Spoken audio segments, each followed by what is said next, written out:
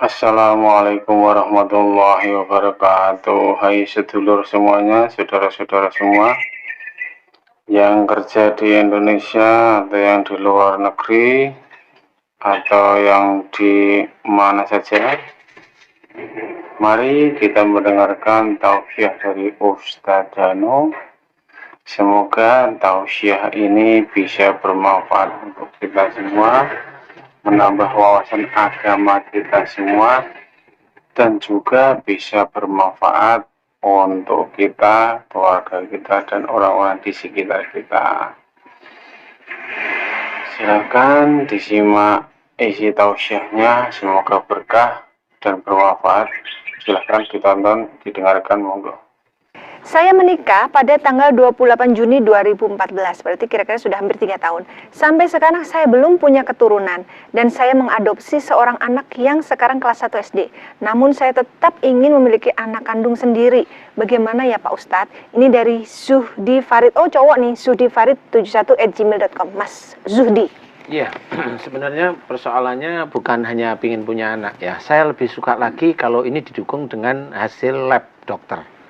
Bagaimana hasil spermanya Mas Zuhdi, bagaimana hasil lab dari rahimnya istrinya, itu saya lebih suka. Karena dengan adanya momennya spermanya kurang bagus, yang mana kurang bagus. Entah itu terlalu kental, atau terlalu cair, atau morfologi sperma kurang bagus, atau ekornya terpotong. Ini banyak sifat yang Mas Zuhdi harus diperbaiki. Terlalu kental juga mempengaruhi. Mempengaruhi, gimana larinya? Kirain kalau udah kental udah malah bagus Loh, itu ya kualitasnya. Enggak.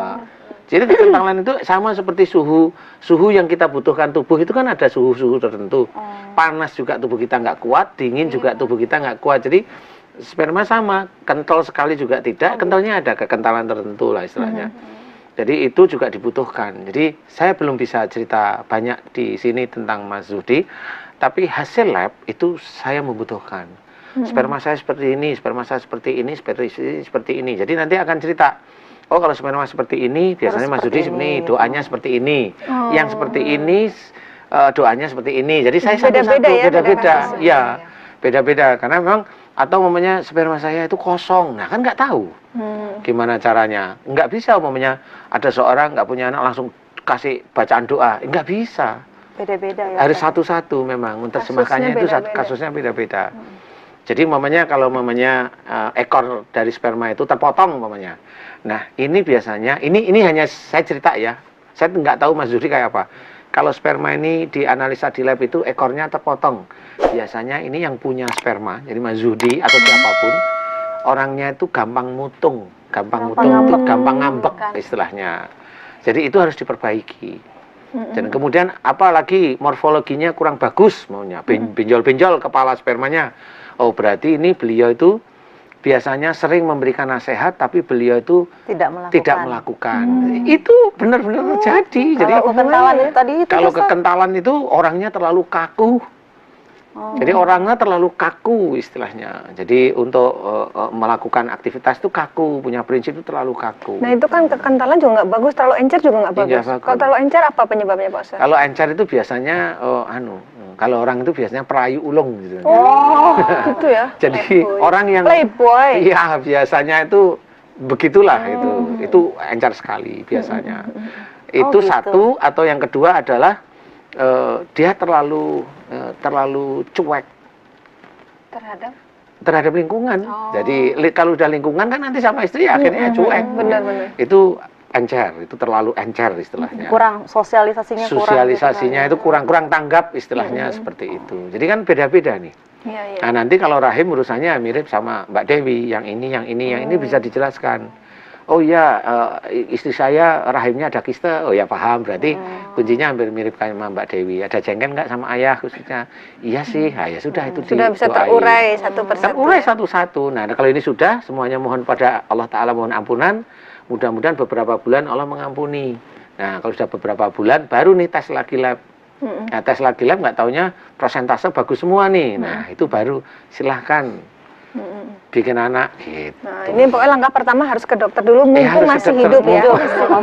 Kalau masih mumpung masih hidup, nggak tahu ya, udah hampir mati. Tapi ya dokternya itu jujur ngomongnya kok. Ntar laki paling mati gitu. Harus Ya udah, buruan. harus datengin Nah, berarti ya. dengan Ustadz Danul harus ada sesi berikutnya ya setelah Ya, itu. boleh. Setelah bertemu Ya, dengan insya Allah. Ada pertanyaan lagi nggak, Rika? Apa ya? Berarti tadi saya udah benar ya Ustadz ya? Dengan Ikutin suami. saran Oh suami iya, gitu ya, insya Allah Ustadz, ya. kalau ceritanya seperti ini, Enak nggak enak harus ditelan karena itu benar ya Ustadz ya gitu ya. jangan bilang enak nggak enak. Itu berarti Tapi kamu sekarang nggak enak Ustadz.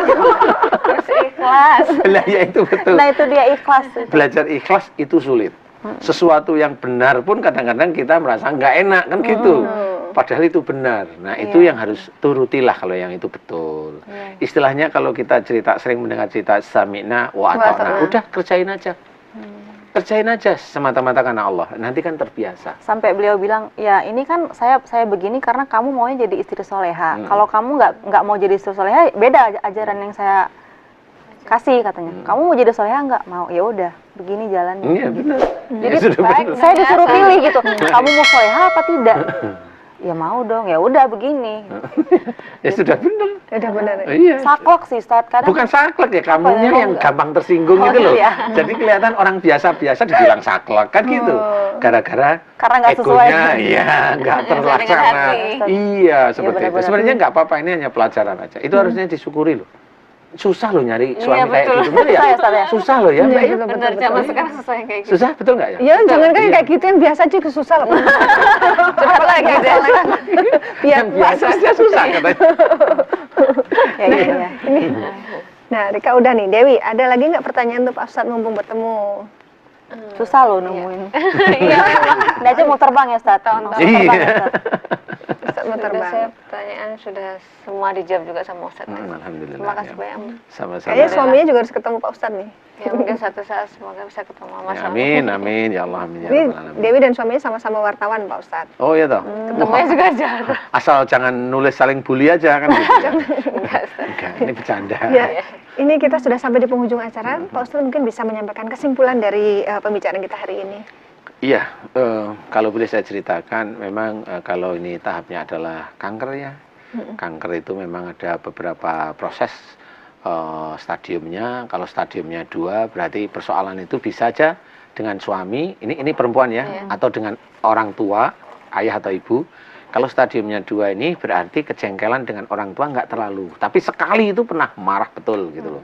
Jengkel betul, habis itu mulai luntur, ini bisa masuk stadium 2. Tapi kalau memang dengan suami, biasanya itu untuk masuk ke stadium itu butuh waktu. Nah, kalau memang itu masuk stadium 2, janganlah main-main dengan kemarahan. Karena marah ini betul-betul hanya kerjaannya setan. Kalau kita sebagai seorang muslim atau muslimah, ya jangan kerjain kerjaan setan. Biarin aja setan menggoda kita dengan marah, tapi kita tidak mau menjalankan. Jangan terpancing ya. Jangan terpancing